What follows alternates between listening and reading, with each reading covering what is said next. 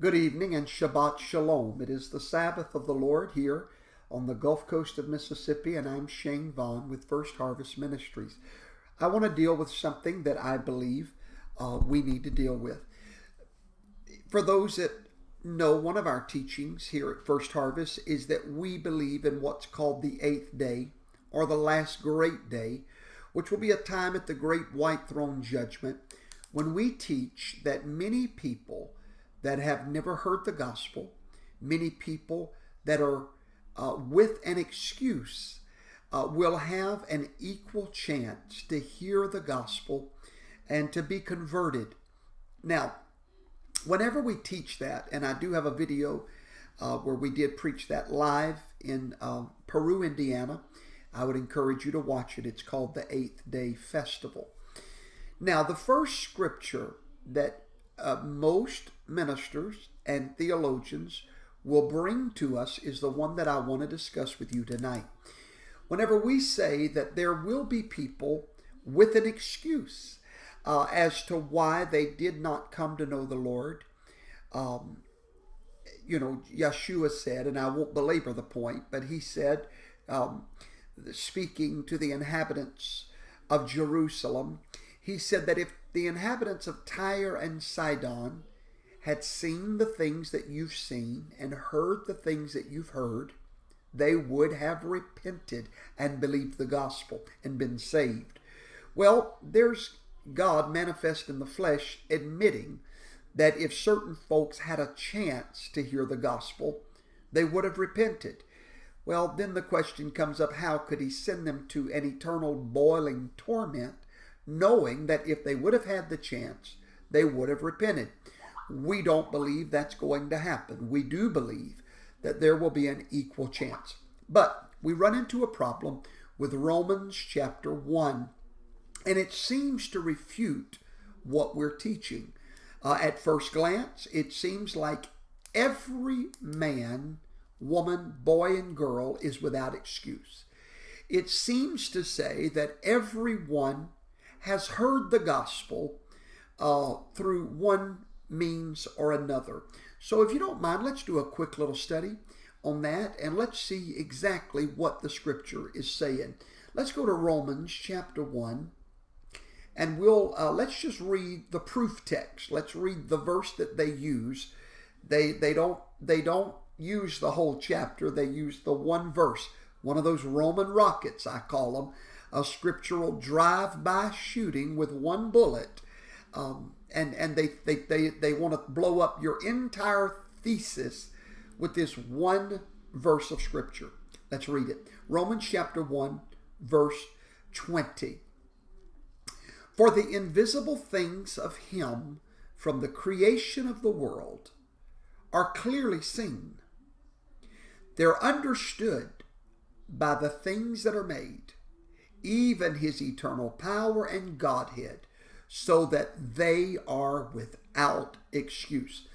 Now, what our antagonist tried to prove with that verse is that every man, every woman, every person has heard the gospel through some means, some invisible means, and they are without excuse, because it says that the invisible things of God are understood and clearly seen by the things that he made.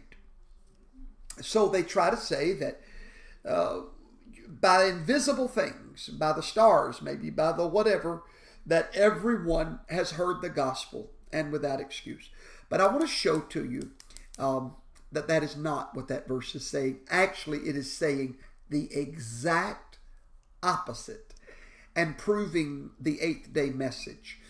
Now, to find that out, let's go up a few verses like we always have to do, and let's see exactly who is without excuse. And we're going to start at verse number 16, Romans 1 and 16, one of my favorite verses. Paul says, I'm not ashamed of the gospel of Yeshua the Messiah, for it is the power of God unto salvation to every one that believeth, to the Jew first, and also to the Greek. Always remember in Paul's writings, everything is to the Jew first. Remember, in the economy of Yahweh, everything goes to the Jew first. But remember, the first shall be last, the last shall be first. Who is last? It's always to the Jew first and then to the Gentiles. The Gentiles have always been last in the economy of Yahweh. But they're now first. And then that which was first, which is the Jews, have come in last. So keep in mind the context of this chapter is about the Jew first and then the Gentile. Verse 17. For therein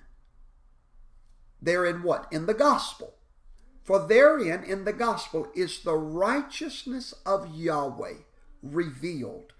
Who was the righteousness of Yahweh? Yeshua, Jesus Christ. Yeshua HaMashiach, the Messiah. He was the righteousness of Yahweh.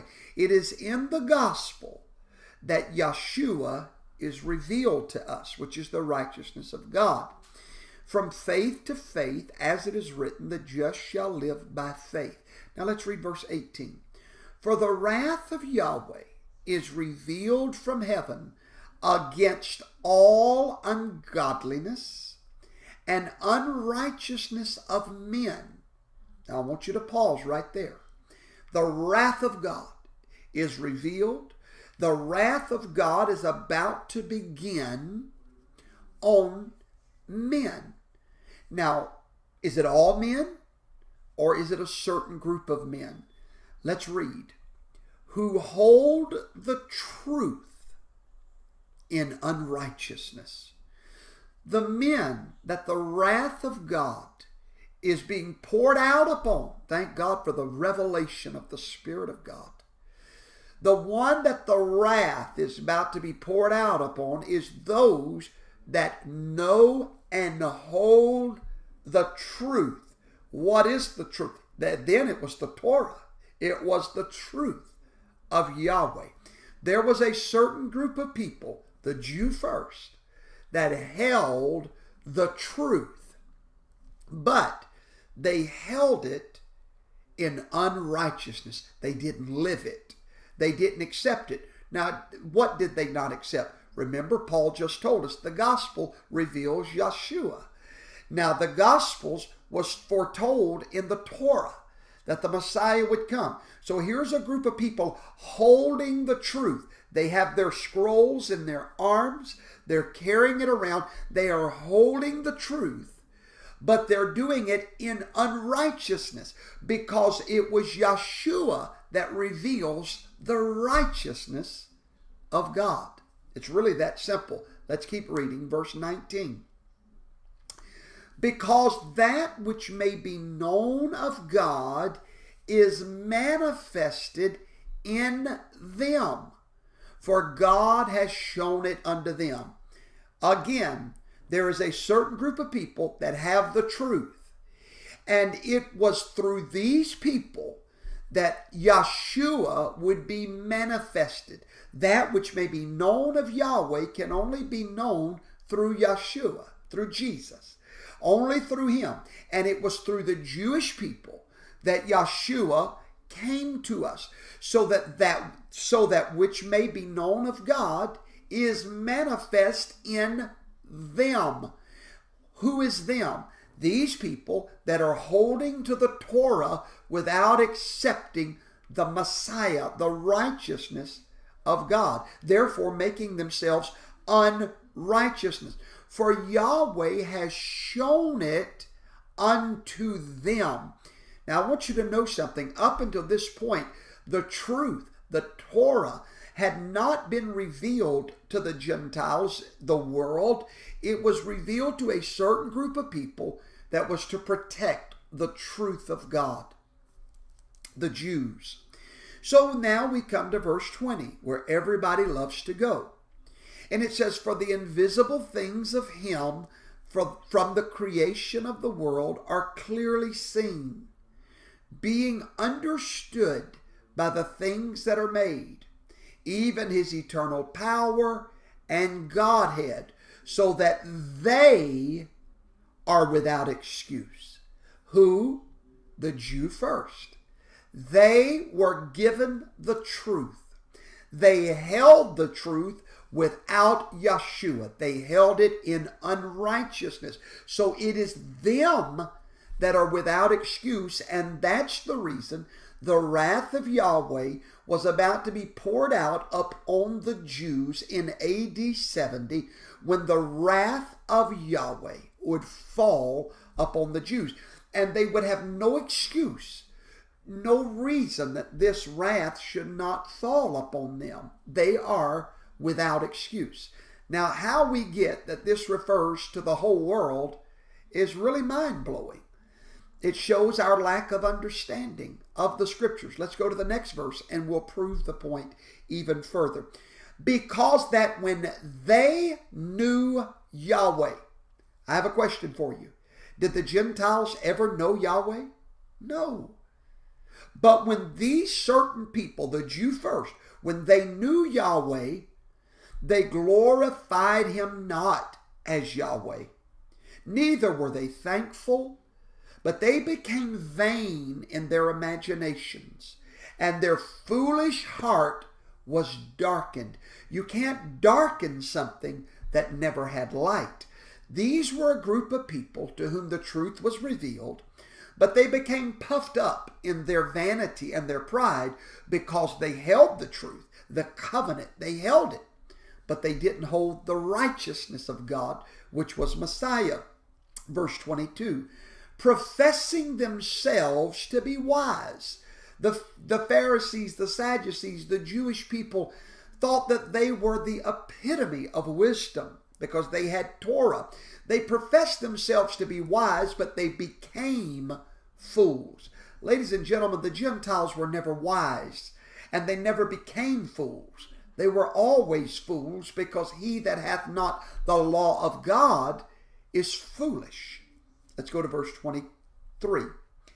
And they changed the glory of the uncorruptible Yahweh into an image made like to corruptible man, and to birds, and to beasts, and to creeping things. Did the Gentiles ever do that? Did the Gentiles take the image of the uncorruptible God and turning it into an idol? Did they ever do that? No, because they never knew the uncorruptible God. They never knew Yahweh. And they didn't create the golden calf, the golden ox. This was those people to whom the truth had came that did this, not the world. Verse 24. For this reason, for what reason? For changing the image of the uncorruptible God into false idols, false images, God gave them up to vile affections. For even their women did change the natural use into that which is against nature. And likewise also the men, leaving the natural use of the woman, burned in their own lust one toward another. Men with men, working that which is unseemly or unnatural, and receiving in themselves that recompense of their error which they deserved. Even as they did not like to retain God or Yahweh in their knowledge, God gave them over to a reprobate mind to do those things which are not convenient. Now, what did he just say there? This certain group of people did not retain the knowledge of Yahweh in their minds. The Gentiles never had the knowledge of Yahweh. This has to be the Jewish people. Verse 29, and we're almost done.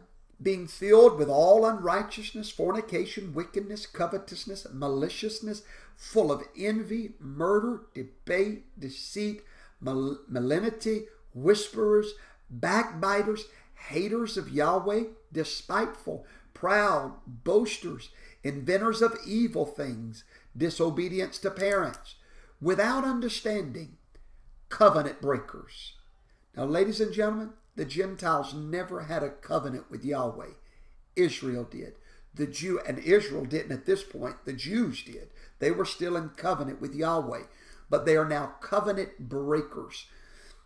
Without natural affection, implacable, and unmerciful, who knowing the law of God, nobody else in the world knew the law of God, the judgments of God, which was his law, his ordinances. Only the Jews knew the judgment of God. That's all. That they which commit such things are worthy of death. Only the Jews would have known that the death penalty was ascribed to these sins. The Gentiles did not have this same law or Torah or instruction. Only the Jews did. Not only do the same, he said they know the truth, they know the penalty, their minds are clearly understanding my word, and he said, but yet they break my law, and they have pleasure in them that break my law.